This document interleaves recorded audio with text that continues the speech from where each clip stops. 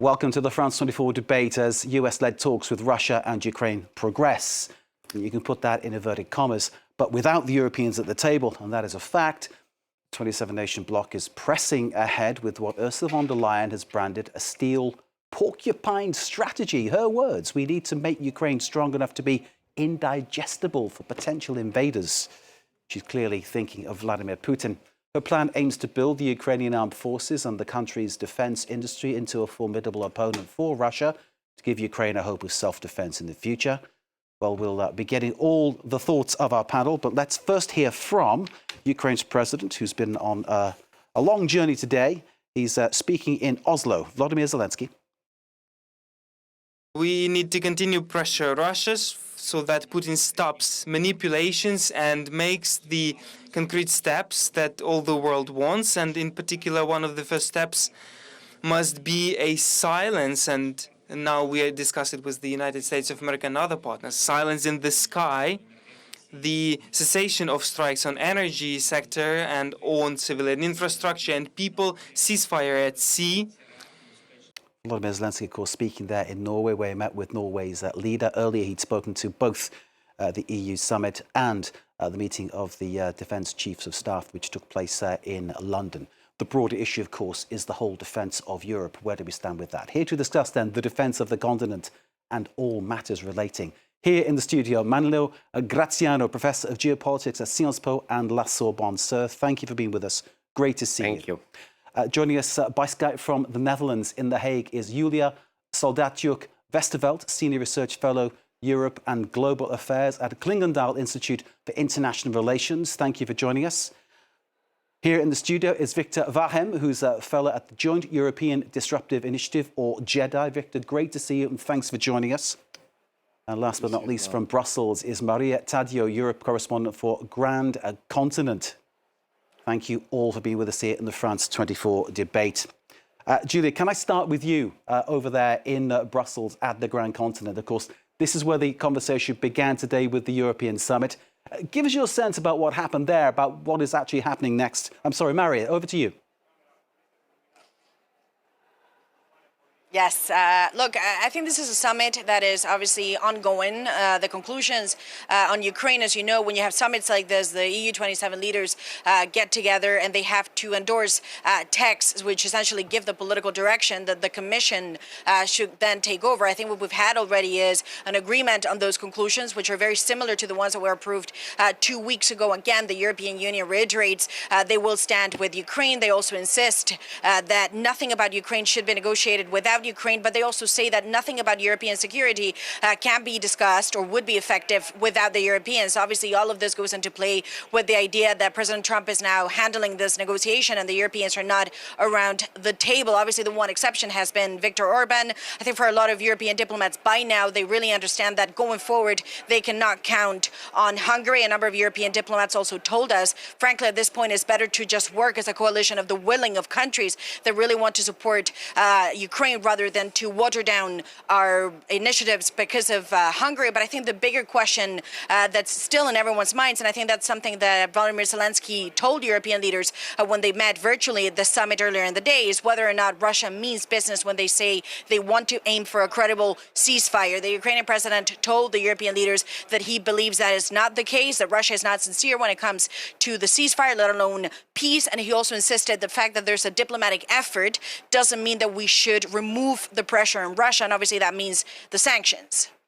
Maria, is there a sense that the mood in Europe it has changed immensely? Obviously, since Donald Trump decided to do what he did, but clearly in the wake of what Vladimir Putin is doing in Ukraine.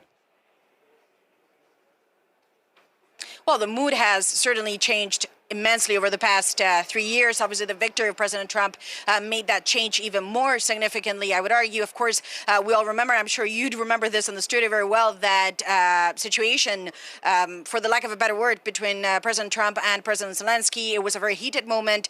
We also know that the United States is willing to be tough in the negotiation when it comes to removing perhaps some of the aid for Ukraine, if that's what it takes or would take to get them at the table. So the Europeans now know that this is an administration that behaves in a very different way. And that also means that at this point, the Biden doctrine, this idea that Europe and the United States would move together, no longer exists in a number of ways. We should note, however, that the European Union still continues to say the U.S. is an ally and we will have to work with them. They also know and accept that any credible deal will have to include the U.S. in some shape, but they also know that they will now have to do more when it comes to the money, the financing, the weapons, and potentially, of course, there's the biggest question of all, which is troops on the ground and this coalition of the willing when it comes to put in soldiers that could protect this eventual peace treaty if we get to that point. What I would stress, however, and this is very important today, is that one of the takeaways from European leaders at this stage is that they do not believe we have entered the real negotiations. It believes that this is Vladimir Putin perhaps asking for more time, perhaps trying to play, why not say it, the Americans trying to extract more concessions, but there is a sense that the real negotiation has not really started yet. And of course, that for that moment and when it comes, Ukraine will have to be supported heavily by the Europeans if they want to get a big say in these talks. That is now the priority for Europeans, to structure a package that can help Ukraine. But of course, that is very difficult when you talk about enormous money. Today, we talk about 20 billion euros, even 40 billion euros could be provided. Europe's own defense, all of this, of course, means a lot of heavy funding. How is that going to be articulated? And also, who is willing to do this? I think that is still the biggest question. Who is going to put soldiers on the ground, but also who is going to commit from their own budget? And obviously that means difficult political decisions to help Ukraine.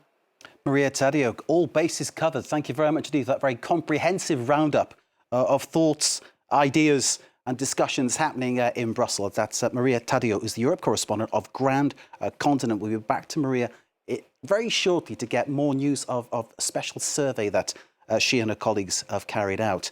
That issue of who does what. Manlo Graziano and Victor Vahem here in the studio. Can I bring you in on that? Because clearly there is a pressing need, Manlo, is there not, given what Trump is saying, given the way things are going, for Europe to really get things moving in terms of sorting out its defence?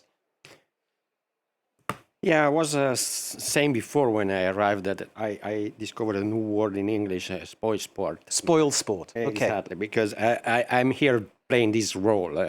Tell us what you think. I'm sorry. Because really, I don't think that we can talk about a European defense. We should talk much more properly of defense of European countries, okay, which is different. Because Europe is not a state. It doesn't have a foreign policy. So without a foreign policy, without a clear idea of what they wanted to achieve, they cannot have an army, because who is commanding the army if they have an army? I mean, if the army is just for a show, maybe it's possible to do it. But if you want to act, it becomes very difficult, because we don't have a Europe. We have 27 countries with 27 foreign policies. And we see even now, even with this threat, for me, threat is particularly from the United States more than from Russia. But it is a threat. And even in front of the threat, there are very huge divisions among European countries. So this is why I'm skeptical about the very idea of creating a European defense, because we don't know exactly what kind of a political subject we are talking about. And you say the threat is more from the United States than from Russia? Yeah, I exaggerate a little bit, but that was my idea. This is part of your spoil sport thing, carry on. Yeah, exactly. No, my idea is that Russia doesn't represent a threat now for Europe, and probably will not represent a threat in the future, because Russia is very weak, and this war showed very clearly that it's a weak country. So I don't think that they have the power to do anything more. In 3 years of war, they conquered 19.2% of the territory of Ukraine. So I don't think it's possible to do more. The problem is that today, Russia is supported by the United States, and that changes completely. Because, of course, if you are shouldered by the United States, you can do things that you were not supposed, or you could not do without the support of the United States. This is why I'm saying that the United States is much more a threat today than Russia, because Russia itself alone cannot do cannot be a threat, not even, in my opinion, for the Baltic states, for Poland, for Finland. Hear what you're saying. Manuel Graziano of Sciences Po La Sorbonne, Professor of Geopolitics. Bear with us, we'll be straight back to you. Let's cross the set. Victor Vahem of the Joint European Disruptive Initiative, which you dub as JEDI. And one might think you need a Jedi to work out these problems without being flippant, because it is an incredibly complex situation where you have Donald Trump completely redefining what the US does in the world. Vladimir Putin emboldened by that because Trump appears to be in awe of this authoritarian leader of Russia who waged war on Ukraine, saying he would capture the entire country in 3 days and get Vladimir Zelensky, none of which he's achieved, of course, as our guest just pointed out. What can Europe do? Because there's points been made that it might be difficult to put together a European army to stop this, but there's been a commitment from Emmanuel Macron to maybe put troops, French troops, in Ukraine if necessary. Keir Starmer in Britain, not part of the EU anymore, but part of the European kind of like project, if you like, in that sense, has not ruled out putting British troops there if necessary. Mm-hmm. Yes, this solution was raised already almost 1 year ago by Emmanuel Macron to provide support to Ukraine in spite of the lack of funding, of course, from France and from other highly indebted countries in the EU. So to me, it's sort of a solution for the weak, if I may say, because you don't need to actually ramp up your defense industry, scale up your companies. You just need to go on the field, of course, and provide support, which also helps actually, better control the aid that is being given away to Ukraine. But you need the hardware, you need the guns, you need the ammunition. You need... Yes, absolutely. That's why, men can replace weapons to a certain extent, but not entirely, of course. Which is why the plan, that was announced 2 weeks ago, Rearm Europe, 800 billion euros, with 150 billion euros of Eurobonds, in theory, and 650 billion euros provided by the member states. If they dare spend more, of course, because that's up to them. This will be a great opportunity, of course, to ramp up the defense industry, industrial base. And the thing is, this is, of course, the direction to take to replace eventually maybe the US, considering the support we need to provide to Ukrainians in their war against Russia. Nevertheless, when you consider the time you need to ramp up these industries in Europe, we're not talking about 6 months. We're not talking about 1 year. We're talking about 3 to 5 years, and maybe even more. And when you look at the scope, the time span that is being given to member states to spend this excess spending in terms of defense expenditures, it's 4 years. So I think that's the horizon we need to have in mind when we consider the eventuality of replacing the US in Ukraine. And of course, this is very different compared to having a European army, which is not on the table at all, because we do have different foreign policies. Nevertheless, and this is something that I think sort of missed in the white paper on the future of European defense that was published yesterday. There is a lack of ambition in terms of common programs. Again, when you look at the paper, everything is sort of left to the member states to decide. Yes, let's do this and that together, etc. Although we observe today that we have so many redundant programs, in terms of tanks on one side, planes, ammunitions, etc., etc. And there could be a great rationalization, in terms of programs, public supported programs in the EU. And this was not in the plan. So a bit disappointing. People watching this in Kyiv, and we do have many people who watch us from Ukraine. Good evening and welcome to the program. If you're watching from Ukraine, they must be tearing their hair out to hear these kind of things. Let's bring in Julia Soldatyuk-Westervelt, Senior Research Fellow for Europe and Global Affairs at the Klingendahl Institute for International Relations. Julia, thank you for waiting patiently for your turn. You're on now. Give us your sense of the situation. Tell us what you think. Good evening. So talking about European defense, the challenge of increasing defense spending in those countries that are less supportive of the general initiative is often connected to two things. One was already mentioned. That's a perception, the degree to which Russia is perceived as an urgent security threat to a particular country, and it's usually the case more in the eastern flank of the EU and in the north. And then the second question is what do people need to give up, cut spending on in order to increase the financing of defense? And returning back to the perception of Russia as a security threat, it might not be evenly perceived as a threat from military perspective, but it is very active as a hybrid threat and sabotage, and many of those instances and examples we have been watching and seeing over the past months. Would that be the kind of cyber threat thing you're getting at, Julie? Kind of, sort of using the internet, those kind of things?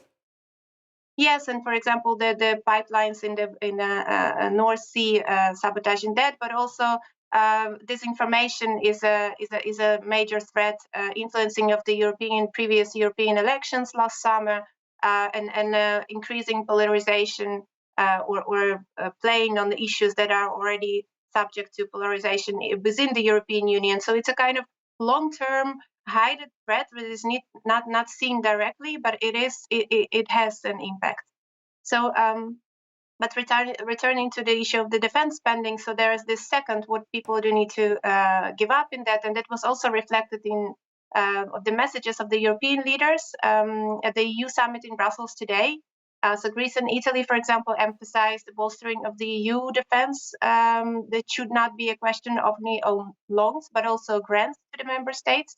And where this joint borrowing facility to member states and also common European instruments were stressed a lot. So I agree that there is EU army may be a bit far-fetched, but those joint instruments to boost to boost the defense industry are a good idea and are being considered quite a lot. So that's a political on a political kind of aspect. But there's also technical aspect to that, and that's operationalizing and bringing the regular forces to the state of the combat readiness and support domestic defense industries to optimize the manufacturing.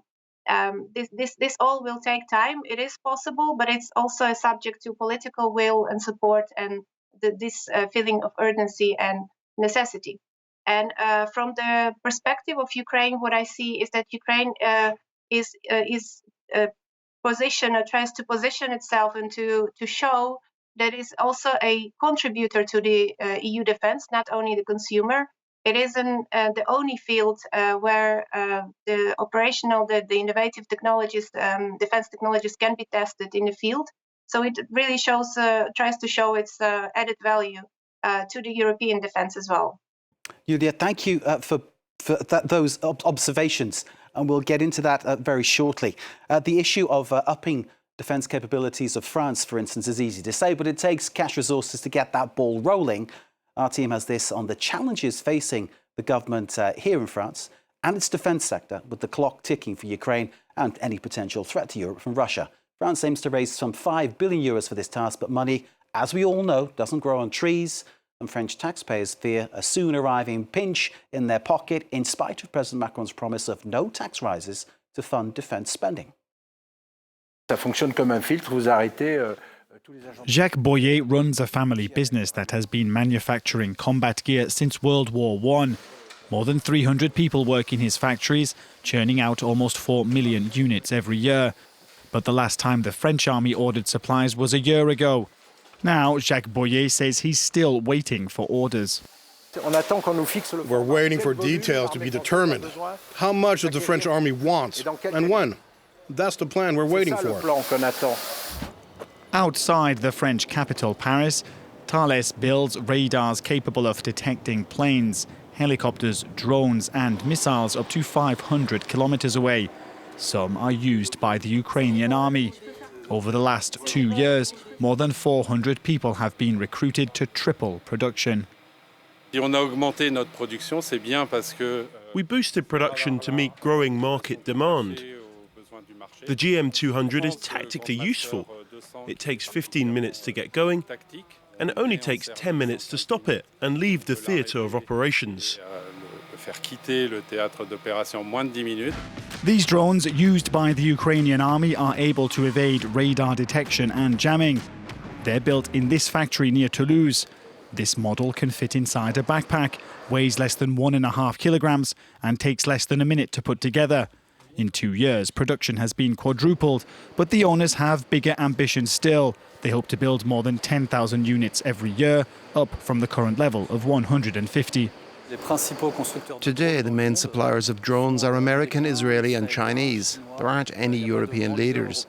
Yet we're talking about robotic flying objects, so it's essential to master this technology.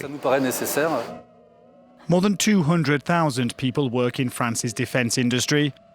That includes 9 industry heavyweights and more than 4,000 startups. The idea of a drone in a backpack is making my mind boggle completely. Our guests here, I think, share my point of view. Let's, though, give you some statistics which come from our correspondent in Brussels, our guest in Brussels, Maria Tadeu. Maria, I hope you're still with us, Europe correspondent of Grand Continent. We're going to go through your survey, which you put together, the Euro Bazooka poll of European citizens. 1.55% of Europeans think that there is a high risk of conflict on EU territory. Let's talk about that one first, Maria. Give us your reaction to that. Give us your sense of how that was collated. Yeah, I think before we even go into the idea of whether or not Europeans are concerned, which clearly the survey, as you alluded to this, do believe it's a risk, you have to look at the survey itself, because I think that is worth really assessing. We had reached out to 9 different countries that we thought were representative of the European geography. Obviously, we know, and this is playing out in the summit today, that the idea of war, the perception of threat and risk changes largely also by geography. It's not the same if you're a direct neighbor to Russia as if you're a southern European country that perhaps feels there's a distance between war and yourself. But I think what we did here is we reached out to 9 different countries. We also spoke to more than 10,000 people. This is a survey that we conducted thinking perhaps could help us get a sense of what Europeans believe. And overall, when you look at the conclusions, to go back to your point, yes, 51% of Europeans believe there is a threat now, a serious threat, that there is an armed conflict or could be one in Europe. This is a massive, in my view, conclusion, and it's an incredibly important point, because what we're seeing now is that a majority, even if sure it's a slim majority, but a majority of Europeans now believe the specter of war is real, it is possible, and it can no longer be excluded. Obviously, that's a very different mindset to compare to the end of the Cold War and obviously the end of the Second World War. Remember, a lot of the ethos, especially in the European Union, has been with the idea of peace and developing a peace project. What we see now is that the Ukraine war is not just a conflict in Ukraine, but it's also now a threat and a concern for the rest of the European Union. What we also see is a change in the attitudes and the perceptions of the United States as an ally. Obviously, if we go back to the end of the Second World War, but obviously going back to the end of the Cold War and the collapse of the Soviet Union, there has been a sense that the United States and the European Union had become real partners and allies, obviously a very strong partnership. But that is also changing in the eyes of Europeans, where a majority now begins to think maybe perhaps President Trump, and I say President Trump because that is a determining factor in terms of the perception of the United States, means that they are no longer an ally. That's also a real question when you look at Brussels and the European debate.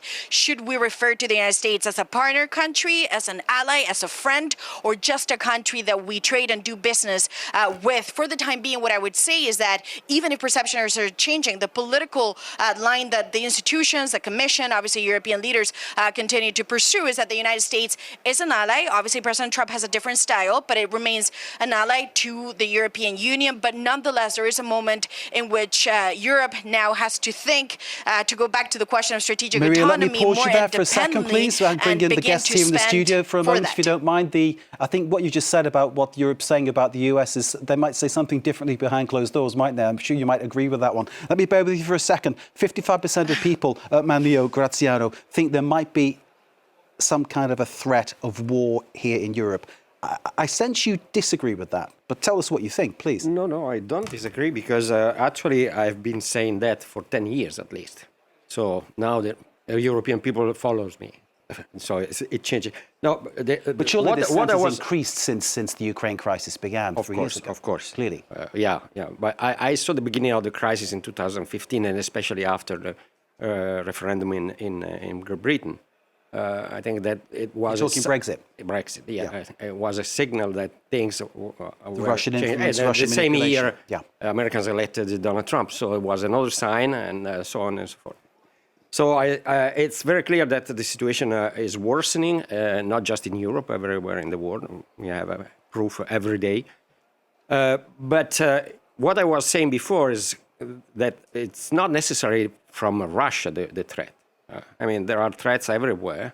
And if you think at the very beginning of the World War I, it was not very clear who was the friend, who was the enemy. So, especially for us Italians, because they waited for 1 year before decided who was the friend and who was the enemy. But it's more or less the same. We cannot say today what is going to happen in a few months, in a few years, because the situation is so fluid that things are changing continuously. Look at the fact that people think that the United States is no longer an ally, that Trump is an enemy of Europe and something like that. This is a process that started at least 50 years ago with Jimmy Carter, when the United States for the first time looked more toward Asia than toward Europe. So, but there's always been that sense that NATO is there, that NATO is solid. That, yes, that yes, exactly. But in 9/11, they looked straight to their allies, and NATO. It was 25 years ago. 24. Nonetheless, it's still there. Yeah. But things are changing, and they are changing very rapidly. I mean, there are two facts in this 24 years from September 11. One is the pivot to Asia, and the second is the election of Donald Trump and the summit of 2018, when he said that he didn't know why NATO existed. So there are two signs that let's say the proximity from between Europe and the United States was becoming very, very, very weak, and this is because, in my opinion, the United States doesn't consider anymore Europe as a force in itself, if any time they... So let me bring in Victor and Julia on the issue of Donald Trump being, as Maria pointed out in Brussels, I think it was Maria, you said 51% of people regard Trump as a threat. Was that right, what you said, enemy. Maria, just very briefly, an enemy? Maria in Brussels, Trump, 51% of people said he's an enemy of Europe. You're confirming that for us for your survey. Thank you. Just pause there. Victor. Well, yeah, very interesting thoughts that you just expressed. Yeah, absolutely. Even though I don't completely agree, because I also think that Russia represents a real threat for Europeans, because Russia is an authoritarian state, which by definition needs sort of a war to sustain its internal power. For its internal equilibrium, it needs external war. So, but is Trump using the same kind of tactics in a sense? To come back to Trump. Sorry to pressure you on that. Absolutely. Yes, I mean, that's we can come back to Clausewitz, but war is the extension of diplomacy by other means, and also of internal affairs by other means. And of course, Trump is leveraging, the Ukrainian war for its internal agenda, and also, of course, to please its MAGA base. That's pretty much the only objective, especially if he expects to have a third term, because that's really in the discussion. That's what he dreams of. Unfortunately, I think it's not only a dream. We will see in the next years. Victor, can I pause you and bring in Julia from the Klingendahl Institute, waiting for us in The Hague. Julia Soldakiuk-Westerveld. Trump, enemy of Europe, your thoughts on that one, but also this idea that, of course, Europe building its defence, as Ursula von der Leyen has said, is so important in the light of that. So Trump's tactics are clearly unconventional for a diplomatic efforts when you talk about negotiation. For example, if you look at what he's doing with in the context of Russia-Ukrainian war, there is a difference between his strategic objectives and strategic interest of the United States that he's following on the back of his mind, and then the way how he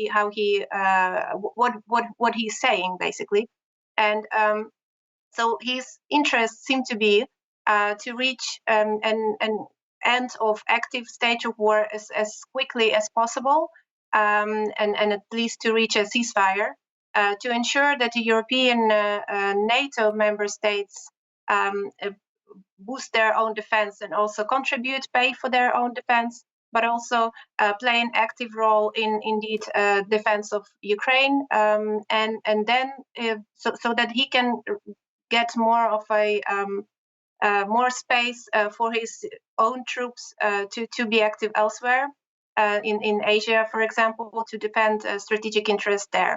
And in the long term, the idea of Ukraine is, it seems that he is still committed to the preserving the sovereignty of Ukraine. And this minerals deal, for example, is meant as a intensified long-term economic cooperation between Ukraine and the United States. But then what he does, he applies a pressure tactics on Ukraine, on Russia, on Europe, to reach his goals quickly. And he's also, we've seen it around the Munich Security Conference, also with a speech of J.D. Vance, of the Vice President of the United States, but also his team and Trump himself were issuing a lot of statements that were very provocative sometimes, but also they were saying different things, and it was really difficult to understand what is actually the critics have called it a lack here. of strategy, Julia. Well, I'm not sure it's a lack of strategy. I inclined to think that this is a negotiation strategy to basically disorientate the opponents and to make it very difficult for the opponents to understand what to do next. He has succeeded, though, Trump, hasn't he, in getting Europe to commit more to its defence spending. So credit where it's due, he's actually achieved that end. That absolutely, that yes, and we see that he's continuing pressure because he haven't achieved this minimal norm of NATO, contribution to the NATO defense spending as he wanted. He is less successful up until now in the talks on achieving the ceasefire. What we saw earlier this week is Ukraine was committed to the ceasefire. It was also a smart move in Jeddah, and then during the phone call, not much has actually came out of this conversation. Ceasefire on energy infrastructure is basically very much in favor for Putin, because Ukrainian ceasefire of the Ukrainian critical infrastructure energy facility has been damaged largely due to Russian attack, and then Ukraine has also impacted some damage on the Russian oil.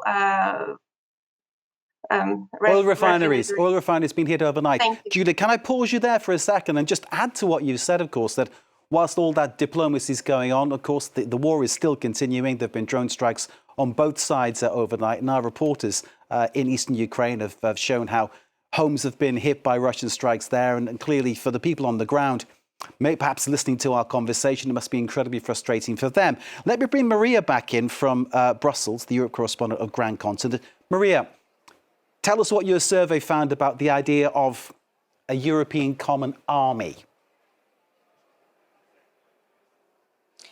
Yes, look, this is an incredibly complicated question, because of course the survey, and the reason why that question features there is because there's a very active debate as to whether or not that would be the next frontier for the European Union. One thing we should make very clear, and this is incredibly important when you look at public opinion, is that defense continues to be a national priority, and it is a national prerogative, because ultimately, and the French defense minister alluded to this, when you have an army, you have soldiers that are willing to die for a cause that you tell them they have to do, but also you're talking about soldiers that die in the name of a country. In this case, it could be broader and be extended to the European Union. Obviously, that is a frontier, as I mentioned, that has never been crossed by the EU. When you look at the measures that are being put forward by the European Commission, the head of the Commission, von der Leyen, has also been very clear that at this point, that is a national competence. When you look at the nuclear shield, that idea has also been floated by Emmanuel Macron, that remains a nuclear competence. So the question now, this is a reason why we think it's very relevant, is whether or not Europeans believe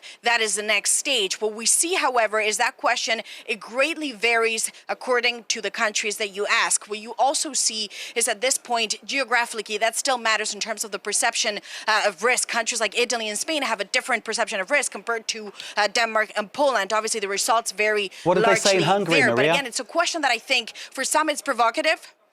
What did they say in Hungary? Well, Hungary has said clearly. Well, Hungary is a country that has said clearly they are not going to be sending anyone, and they do not agree with this. And of course, I think the point and the attention, however, is we dedicate a lot of time to Hungary, but that doesn't really reflect what's going on politically here in Brussels. Today, every diplomat says from now on we agree that the Hungarians are not going to be on board. They're not going to be on board with boots on the ground. They've also said drastically different to everyone else that you should now have direct talks with Russia. The European Union says that is unacceptable. When it comes to sanctions, remember the Hungarians say that should be a part of this debate. The Europeans say they will stay on. So at this point, whether the Hungarians agree or not, I don't think it adds a lot of value to this European debate, because the direction of Viktor Orban is one of saying no. I also think, and this is relevant, that for the rest of European countries, that opinion doesn't really matter at this stage, because it comes down to a coalition of the willing. It's not the EU 27 that's going to help Ukraine. It will be those countries that want to do, and those namely, of course, go back to France and the UK. I think a country that is relevant, however, would be Italy. Remember, the head of the Italian government, Giorgia Meloni, has said that she finds this very strange, that she does not agree, and that you're not going to see any Italian soldiers in Ukraine. So, of course, as I mentioned, this is a survey we did in 9 countries, but it changes drastically among the different member states. Maria, thank you so much for giving us that clarity on the situation. Those interesting figures you've really illuminated for us there. Maria Taddeo, from the Grand Continent Europe correspondent of that journal. Maglio Graziano, Professor of Geopolitics, Sciences Po, La Sorbonne, Italian citizen. Yeah. Giorgia Meloni. It was not my purpose to be Italian citizen. I was born there, so I didn't do on purpose. But yes, but I'm not surprised at the position of Giorgia Meloni, because it's her position to navigate not only in international politics, but also in internal politics. And there is another party even farther right, which is the Lega, and they are pro-Russians very clearly. So she needs. But I think that her stance was expected to be pro-Russia. It turned out not to be pro-Russia. It was pro-Ukraine. Yes, that was true, but because she's smart, and she knew that it was the only way to. But the problem with Italy is not just. With Giorgia Meloni, always been waiting for understanding who is the strongest one, and then they choose, and they go with the strongest one. So probably Meloni is just waiting for another step of this situation. But the main problem, in my opinion, is not this usual issue that Italians have, but the fact that Italy doesn't have the money. And the problem... Does anybody have the money? That's one of the big questions, exactly. Isn't it? I was saying the same problem for France. But France is trying to... we followed what Macron said last week, and it's like la patrie en danger another time. And this is something... Yeah, this is something that mobilizes the French. It doesn't mobilize Italians. So it's a huge difference. So I don't know where French will find the money they need, and they say they need. But I'm absolutely sure that Italians are very cautious about engaging themselves in spending more money, because, of course, you know that Italy is the second in Europe for their GDP on debt on GDP. So I think that this is a problem, and the problem is with not just with the Lega and other parties, is with the voters, because if voters understand that to pay for the defense you have to reduce the expenditure for health care, for school, for infrastructures, I doubt that they are convinced. This is why there is this rhetoric about the imminent threat against Europe, and Macron was very good. Is this, dare I suggest, a ploy, a kind of smokescreen? You're saying that basically the threat isn't as big as that is, but I they think need to that there is somehow soften the blow. There is a threat, and the threat is the fact that Europe was under the American umbrella has been for 80 years, and now it's over. This is over. So this is the real threat. But we don't know if the threat is coming from Russia or from somewhere else. This is what I'm saying. But there is a threat for Europe, for the European countries, because Europe, again, I don't know what we are talking about, but for European countries, this is a problem. This is a problem because they are naked now in front of the possible risks that are looming around Europe, around the world, I would say. Without the protection of the United States, and they are not ready, especially Italy, Germany, and the countries that spent less and less for defense. Malou, thank you very much indeed. I'm out of time, but I've got to get two final comments. Julia, I'll bring you in first from The Hague. Do you agree with what Malou has just said about Europe basically being naked in front of the threat, that basically enough hasn't been spent and it's going to take a long time to actually make up that gap? Well, I would like to relativate it a little bit, because Europe still has a really solid base, NATO base, and it lacks some capacity, operational capacity that was reliant on the United States and, of course, the nuclear deterrence. That part is coming from the United States, but still in its base. And now with the developments, we see that there's the meeting of 5 largest defense spenders, ministers of that meeting in Paris last week, and the steps that we're taking, the things that were discussed there, they bring a bit of optimism that it's possible to reform and to improve, those gaps in Europe's defense that are now identified. And on a positive note, for Europe, this past 3 years were a wake-up call, but also they had time to look and learn, and to prevent that such a scenario. There is certainly a threat, I agree on that, but there is also a time and an opportunity to mitigate this threat and to prepare. Julia, thank you very much indeed. Victor, final word to you. Is this going to be enough for Ukraine? Is this going to be enough in time for Ukraine? So Ukraine basically has 6 months to 1 year, ceteris paribus, if the conflict evolves as it evolves right now, in terms of bombing, in terms of ammunition expenditures, etc., etc. If the US stops the military aid right now. So for sure, the EU is not able to replace the American supply within that time span. Nevertheless, it doesn't mean that Ukraine doesn't have solutions, because there are countries outside Europe. So when we are in this, building up process of a brand new European defense industry, we can ask the Japanese, the Koreans, and other countries, Australia, New Zealand, Turkey, of course. And if there is a real, willingness to sort of help Ukraine fight Russia, and I think the meeting last week, it was last week, with 31 countries, except the US, of course, in Paris, actually showed that there is this willingness among basically all democracies, except the US, to support Ukraine. So, actually, I don't know if you've watched. Have you watched Braveheart? I'm just going to finish with that. Very quickly, go ahead. So you know that in Braveheart, William Wallace dies because of freedom, which is stupid, because if he would have done politics, he would be alive. But the next thing is that this death actually triggers the willingness of the Scots to fight for their own freedom, which means that supporting Ukraine for freedom does mean something. And I mean, if there is this willingness to support, Western freedom and our values, I'm sure we're going to find a solution. Victor Vahem, thank you very much indeed from the Joint European Disruptive Initiative. Thanks also to Manlio Graziano here in the studio, Professor of Geopolitics at Sciences Po and La Sorbonne. And thanks to our guests joining us from afar, Julia Soldatyuk Westerveld from the Klingendahl Institute, and the star of the show from Brussels, Maria Taddeo, Europe correspondent for Grand Continent. Thank you all for taking part. Thank you all for watching. Stay with us here on France 24.